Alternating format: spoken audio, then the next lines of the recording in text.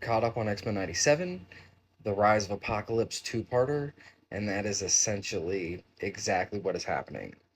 We see the X-Men that have been stranded in the past, and they are working hard in their own way to try to see what they can do about the situation with Apocalypse. Magneto has a plan to try and convince Apocalypse to befriend the humans and try to use Charles's ideals of the human and mutant harmony.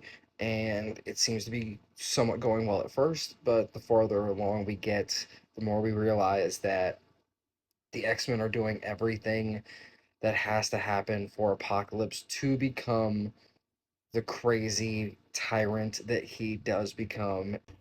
Throughout the two episodes, we slowly get to see, how he was, what he was doing, trying to stop the Pharaoh. We do see that there is a Pharaoh in the past as well, that is Ramatut, and we are confirmed that this is Ramatut, a version of Kang, and by the end of the second episode, he escapes because over the course of the episodes, we see Apocalypse go through. They are looking for this temple. It turns out this temple was actually Ship, which is the spaceship slash weapon that Apocalypse was using in his time after he ends up finding it with the help of the X-Men. Take this long journey out into the desert.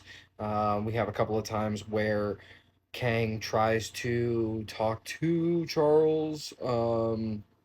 He's also looking for this temple, but he realizes eventually that this is just not his time and that he's going to have to escape and do what he can to, take over another time, become another version of himself. I would be interested to see the X-Men do some sort of team up to fight a version of Kang in a future season of X-Men 97.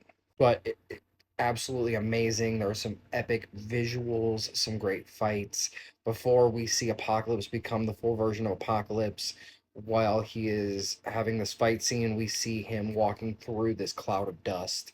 And in the cloud of dust, we see the version of Apocalypse that we will eventually see by the end of the second part of the episode. Magneto also has an epic scene where we see him put this magnetic field around a black hole to keep it from destroying the city, or the Pharaoh's kingdom, but he barely makes it out alive.